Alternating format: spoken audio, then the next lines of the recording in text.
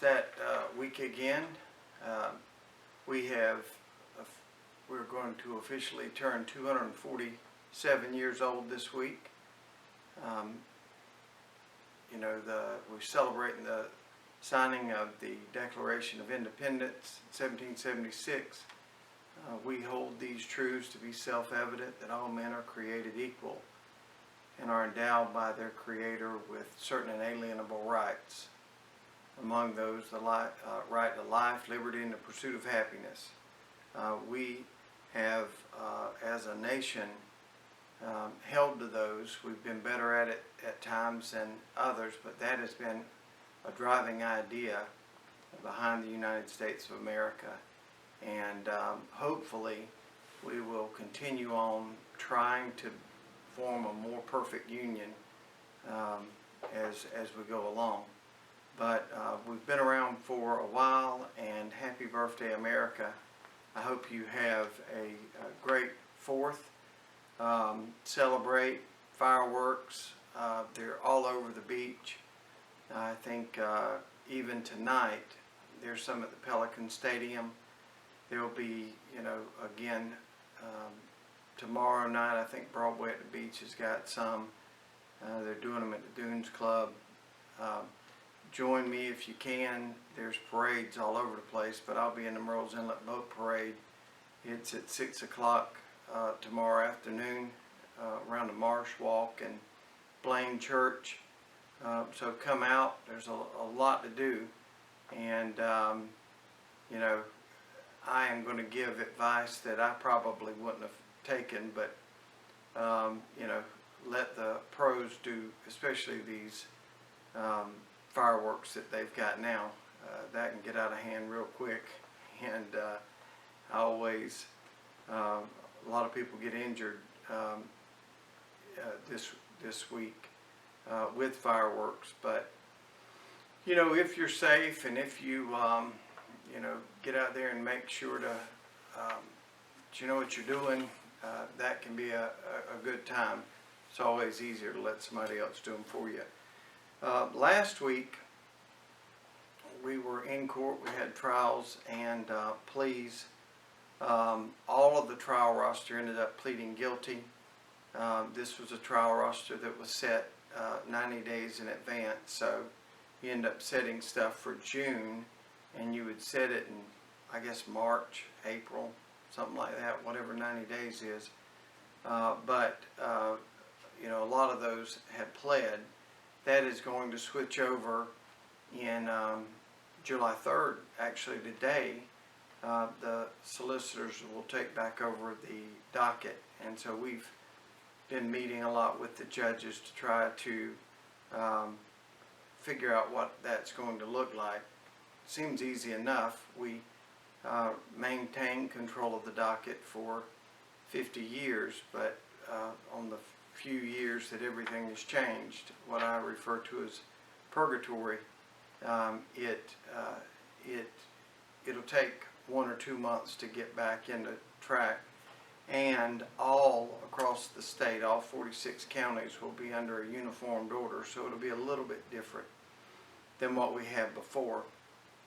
Last week, a lot of controversy over a few bonds that come up. Again, I would be remiss if I didn't tell you. When we post these, this isn't to brag, this isn't to say I agree, this isn't to say, something is really, really good. We want to trust everybody with being able to say, look, this is what happened. It doesn't necessarily mean we agree with what happened. We are the state. We prosecute. There's a defense team that defends, and then there's a judge that makes the decision. So a couple of those bonds of note, there was a very recent murder. Blake Lindquist, an 18-year-old out of Ohio, has been accused of killing his girlfriend. He came up for a bond hearing. The judge, after hearing the case, the state asked for bond to be denied.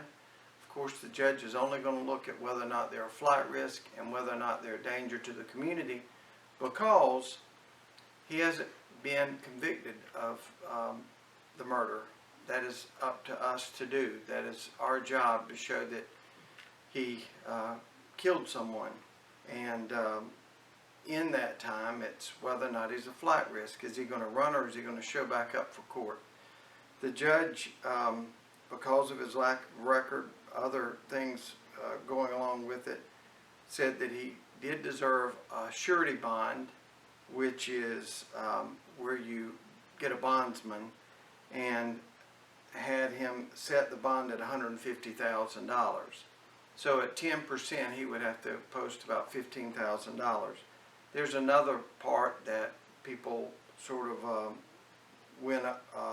skipped over, but he will have to have some sort of an evaluation before he is released. Now, as it being the Monday after I have it checked this morning, see whether or not he's been released, but the judge said I need an evaluation before I'm going to let him out.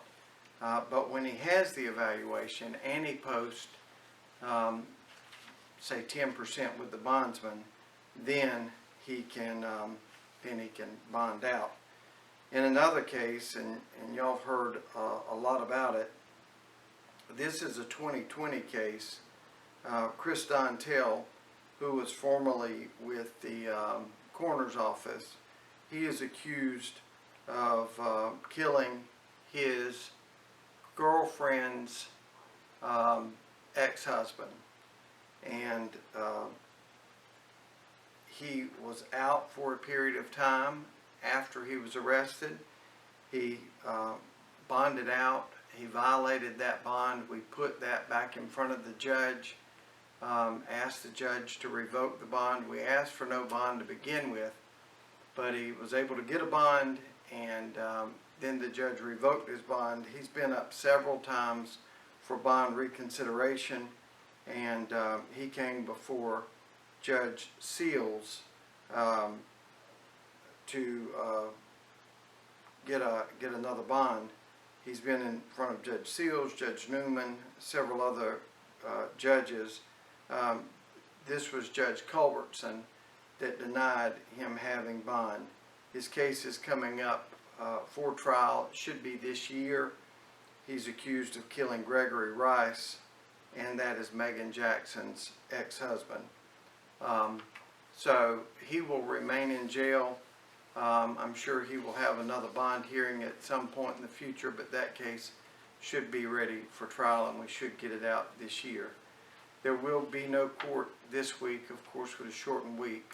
We are working Monday. We'll be off for the 4th tomorrow, and we'll be back at it Wednesday. So I guess the start and stop across the state, there's going to be very little court going on. We'll still have family court, we'll still have magistrate's court, but general sessions or felony court we won't have.